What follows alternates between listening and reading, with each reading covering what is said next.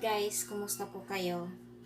As a part of my healing journey guys, i-share ko lang tong ginagamit kong sweetener as a substitute ng sugar. Actually, na-share ko na to on my last video, kaya lang nasa kalagitnaan ng video ko. Baka hindi pinanood ng buong buo ang video, kaya sinishare ko ito ngayon kasi sa palagay ko marami pang hindi nakakaalam nito, lalo na yun sa mga taong may mga sakit, may mga diabetes, cancer, at tulad ko na may bukol. Importante itong malaman nyo to guys. Ito guys, stevia sweetener. Nakaubos na ako ng 2 box guys. Tapos ino-observe ko, ito ang ginagamit ko sa kape ko.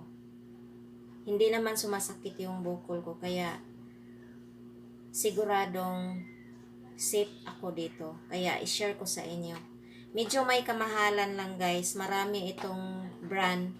Basahin nyo lang. Mabibili ito sa mga supermarket. Siguro meron din sa butika at saka mga grocery store. Basahin nyo lang guys, kasi sa palagay ko meron ding stevia sweetener, hindi pwede sa kape.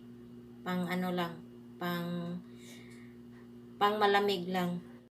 Ito guys, nakalagay dito, can be used for stove cooking, suitable for beverage, unsavory and desserts. So pwede siya sa pang ano guys, pang timpla ng mga cakes, sa lahat-lahat pwede siya.